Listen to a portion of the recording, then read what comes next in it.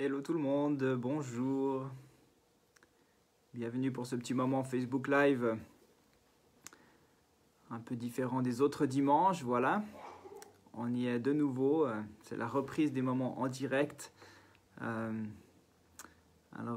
Bienvenue. Je vous laisse un petit peu arriver, peut-être certains c'est nouveau. Donc je laisse quelques petits moments de battement. Mais on sera de toute façon plus à l'heure de cette manière-là que le dimanche matin dans nos moments de rassemblement. Voilà, donc vous voyez, pour ceux qui n'ont pas trop l'habitude, on peut mettre des petits commentaires, on peut dire coucou, on voit qui est là avec nous, donc c'est sympa. C'est une autre manière d'être en connexion, en communion. Donc voilà, bonjour à vous, bonjour à tous. Donc ce matin, ce sera voilà, un petit moment, comme je dis, simple, authentique. C'est une sorte de Bible and Coffee du dimanche matin. Pourquoi pas? J'ai oublié ma tasse, là. J'ai pas de café, mince. Bon. Yes. Hello, hello, hello. Trop bien. Moi, je vous vois aussi un petit peu. Je vois qui arrive, là. Donc, c'est sympa aussi. Ça, j'ai l'impression d'être moins seul devant mon écran. Yes. Trop chouette, trop chouette. Alors, c'est clair qu'on aurait bien aimé pouvoir continuer à se rassembler. C'est tellement trop bien de pouvoir vivre notre foi ensemble, nous encourager les uns les autres, prier, louer Dieu, mais aussi rire. Je crois qu'on est une église qui aime rire autour d'un repas ou d'un apéro, c'est vrai. Ne nous le cachons pas. Mais voilà, ça fait aussi partie de notre ADN. Et voilà, donc je crois que ça, on sait bien le faire. Et puis pour nous pousser encore une fois hors de notre zone de confort, voilà, il y a eu un deuxième confinement. Confinement, semi-confinement. Donc, j'aimerais profiter, vu que c'est un peu un retour, j'aimerais profiter de remercier tous ceux qui ont permis jusque-là que les cultes soient possibles, tous les bénévoles qui se sont mobilisés depuis le 31 mai dernier. Merci vraiment, merci à vous.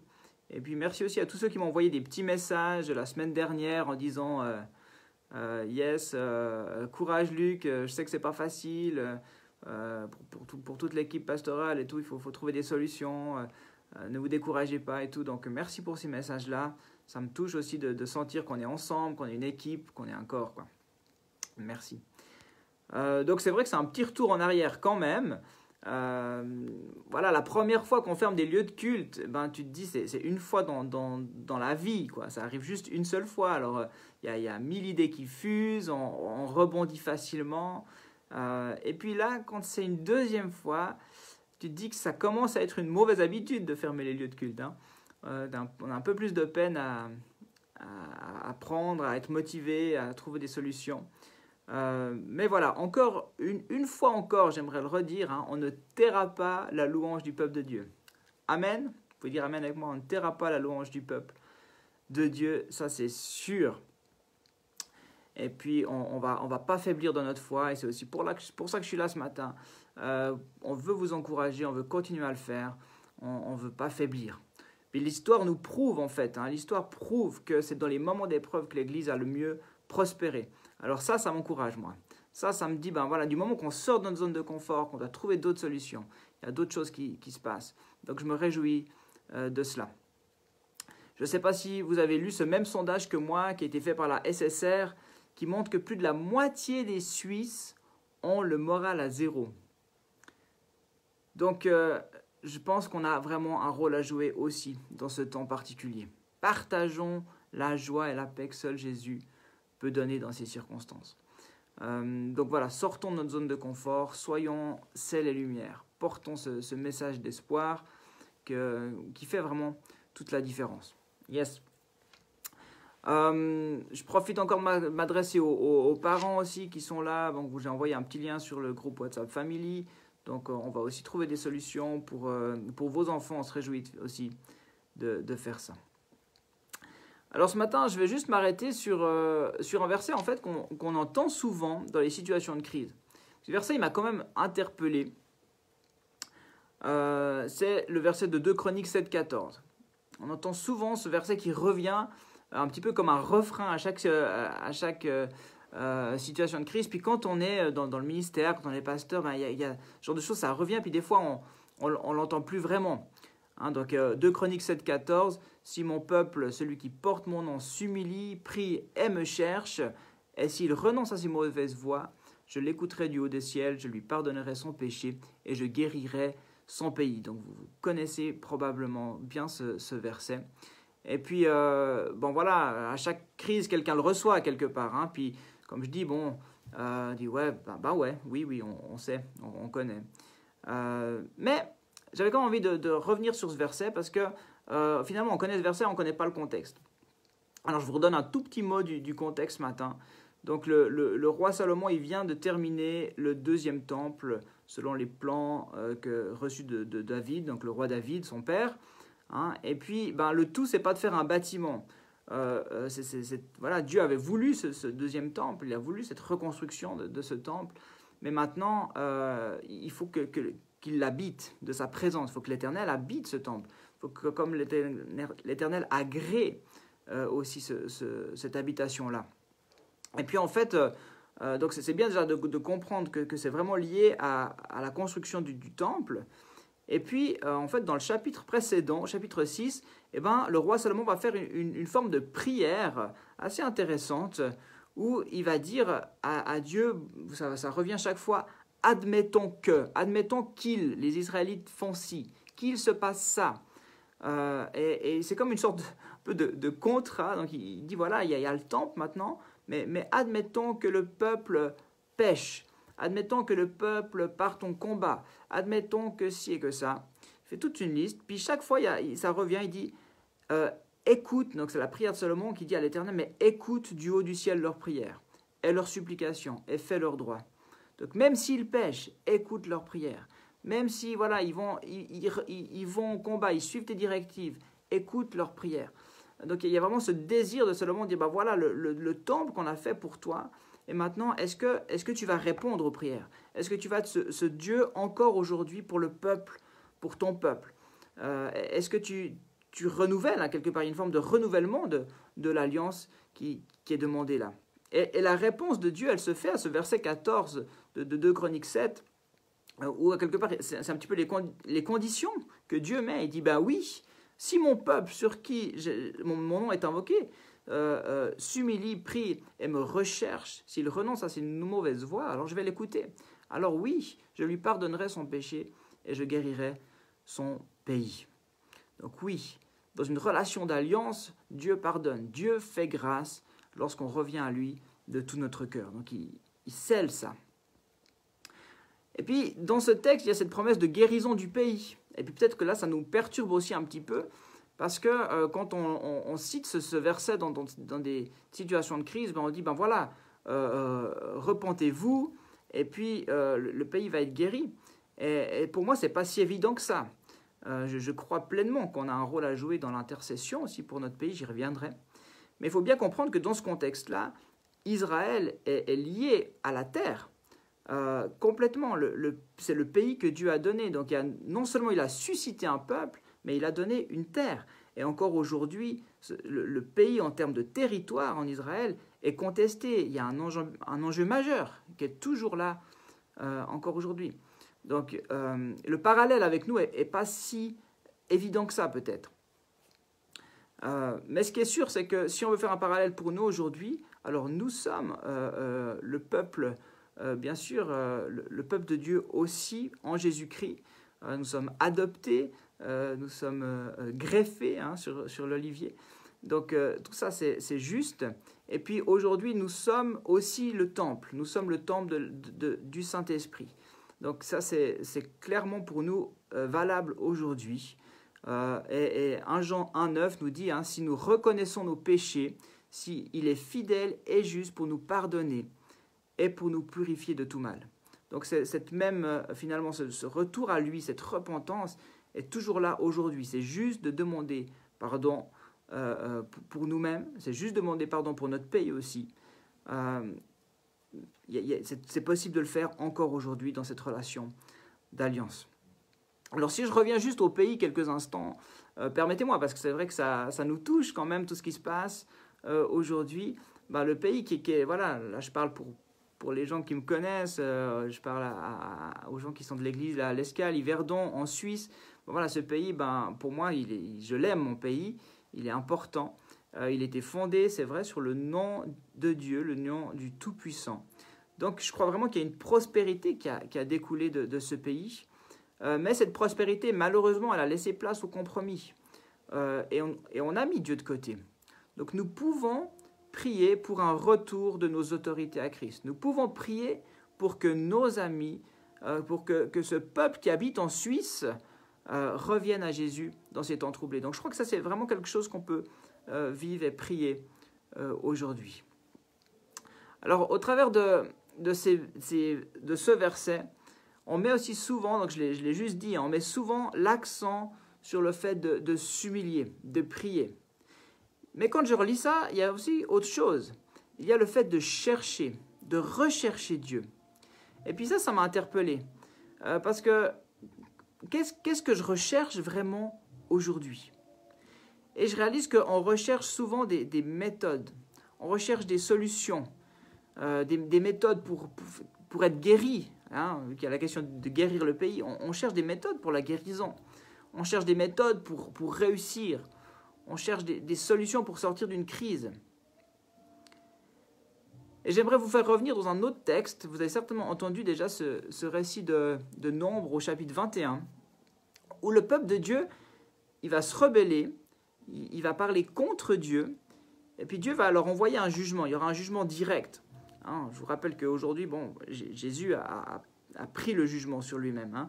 Mais là, dans l'Ancien Testament, il y avait des jugements qui étaient immédiats sur le peuple. Et il envoie des serpents venimeux qui viennent mordre les gens, donc au talon. Là. Puis beaucoup sont morts en Israël suite à cela. Et puis c'est vraiment un fléau, quoi. Alors là, Moïse se tient devant Dieu, et puis de nouveau cherche sa face. Le peuple revient à Dieu, encore une fois, il y a une repentance qui est là. Et puis il est dit, au Nombre 21, les versets 8 et 9, il est dit « Moïse pria pour le peuple, et l'Éternel lui dit « Fais-toi un serpent venimeux, et place-le sur une perche. Toute personne mordue qui le regardera aura la vie sauve. » Moïse fit un serpent en bronze ou en airain, et le plaça sur une perche. Toute personne qui avait été mordue par un serpent et regardait le serpent en bronze avait la vie sauve. Alors là, c'est juste génial, il y a une solution directe. Si vous êtes mordu, regardez ici, tac, et c'est tout bon. Alors ça, on aime trop, il y a une solution, on aime tellement ça. Et vous savez quoi? En fait, ce même serpent, il est devenu un piège pour le peuple par la suite. Il est devenu même une idole.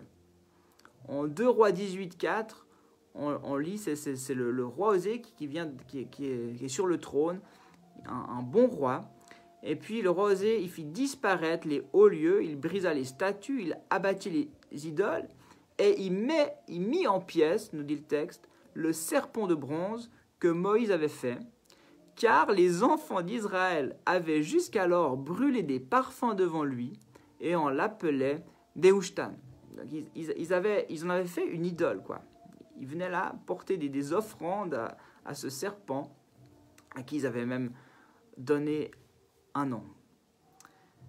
Alors ma réflexion ce matin, c'est juste, on aime tellement les méthodes qu'elles deviennent même un piège. Et même, des fois, nos méthodes, c'est un verset, c'est invoquer un verset. Alors bien sûr, il y a des principes spirituels, mais rares sont les méthodes. Dieu a ce désir encore aujourd'hui que nous le recherchions, que nous ayons faim et soif de lui. Est-ce le cas? Je crois que notre réponse honnête à cette question, elle devrait peut-être nous encourager à nous humilier quelques instants, oui. Mais juste quelques instants. On ne va pas rester dans l'humiliation. Ne restez pas là. C'est pour ça que, voilà, la repentance, l'humiliation, on en a besoin, c'est sûr. Mais on ne veut pas rester là. Ensuite, approchons-nous de lui. Jésus nous dit, mais venez à moi. Venez. Donc, approchons du trône de la grâce. Cette semaine, bonne nouvelle pour ceux qui aimaient bien ça. On va reprendre donc nos rendez-vous du matin à 6h30, donc vraiment nos Bible and Coffee.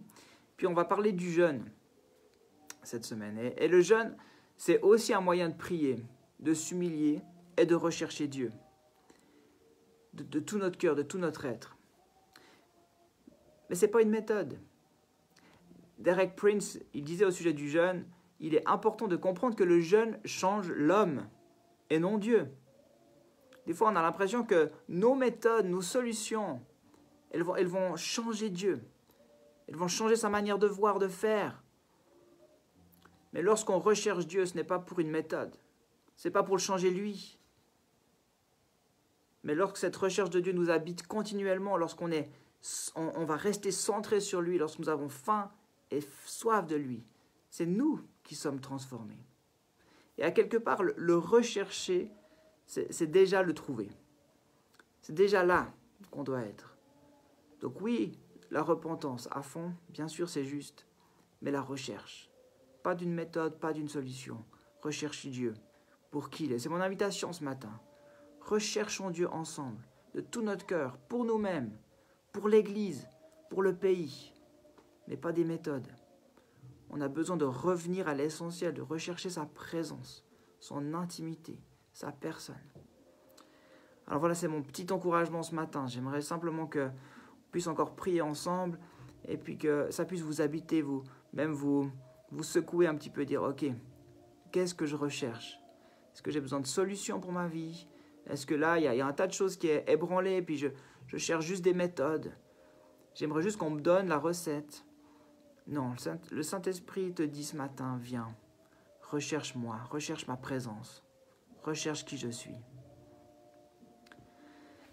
Père, je te remercie pour encore ce temps, en toute simplicité. Là, on est ensemble, connectés à distance, mais on est habité par le même esprit, ton Esprit Saint. Et je prie encore que tu viennes ébranler nos cœurs ce matin, pour que nous ayons une réelle faim et soif de toi. Je le dis pour moi-même, Seigneur, j'ai faim et soif, et je désire encore plus avoir faim et soif de toi. Seigneur, je veux te chercher. Et c'est vrai, Seigneur, je veux aussi humblement te demander pardon pour mon pays, pardon pour moi-même, pour toutes les fois où je t'ai mis à l'écart, parce que tout allait bien, parce qu'il n'y avait pas besoin. Pardon pour ces moments-là. Mais Seigneur, je prie qu'avec moi, toute cette église de l'Escale, nous puissions revenir à toi dans cette proximité, dans cette recherche simple de qui tu es, dans ce désir d'être proche de toi, dans ta présence, dans l'intimité.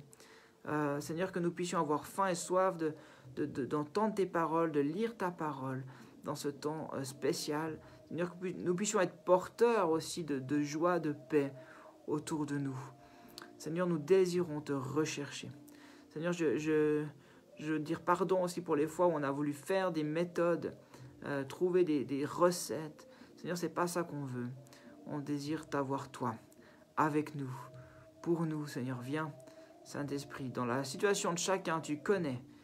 Et Seigneur, on te confie nos vies, on te confie chaque aspect de nos vies, et on regarde à toi. On ne veut pas regarder un serpent d'airain, mais on te regarde toi, Jésus, qui est suprêmement élevé, qui se tient debout à la droite de Dieu. Tu as la victoire. Que toute la gloire te soit rendue dans le nom de Jésus. Amen. Amen, amen. Alors, je vous bénis abondamment. Comme je l'ai dit, j'aimerais trop vous voir en vrai, mais voilà, c'est pour quelques semaines comme ça. Et puis, on reste connecté, donc je vous encourage. Donc, tout ce qu'on fait sur Facebook, je sais que pour certains, ils n'ont pas Facebook, donc ce sera aussi sur le site de l'église, sur la chaîne YouTube. Voilà, et puis merci pour qui vous êtes, merci pour votre soutien. Et puis, l'église, comme je dis toujours, c'est pas un bâtiment, c'est nous ensemble. Alors, on se réjouit de la suite. Très bon dimanche avec vos amis, vos familles. À 5. À bientôt. Bye bye. Ciao.